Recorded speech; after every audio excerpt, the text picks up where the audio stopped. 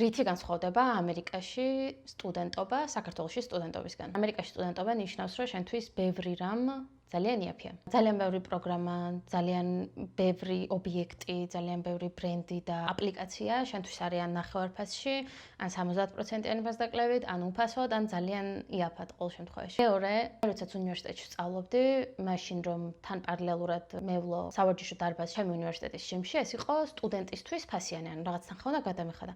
და იყო ძალიან პატარა სავარჯიშო დარბაზი, ძალიან არაკომფორტულიც მათ შორის, იმიტომ რომ ძალიან პატარა სივრცე იყო, ბევრი ადამიანი იყო, ბევრი ტრენაჟორი არ იყო და ასე შემდეგ. ჩემს უნივერსიტეტში მაგალითად აქ ეხლა ყველა უნივერსიტეტის კამპუსს აქვს თავისი ცალკე შენობა, რომელიც არის სავარჯიშოდ განკუთვნილი. და არის თავისი სავარჯიშო დარბაზები, ყველანაირი ტრენაჟორით, არის თავისი აუზებით, თითქმის ყველა ტიპის სახეობის სპორტი, რაც შეიძლება რომ გაინტერესებდეს, თითქმის ყველაფერი ხელმისაწვდომია.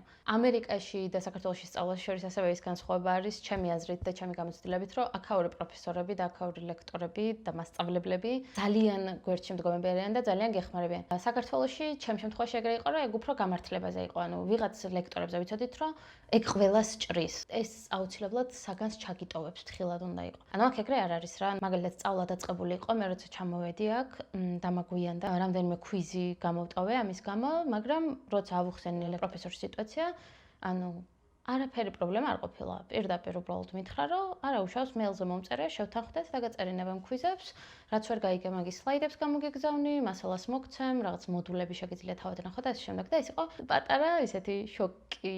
მოკლედ მაქსიმალურად მოტივირებულები არიან, რომ დაგეხმარონ უნივერსიტეტის კარგად დამთავრებაში, დაგეხმარონ, რომ კარგ ქულებზე დაამთავროს სწავლა და წარმატებას მიაღწია ცხოვრებაში.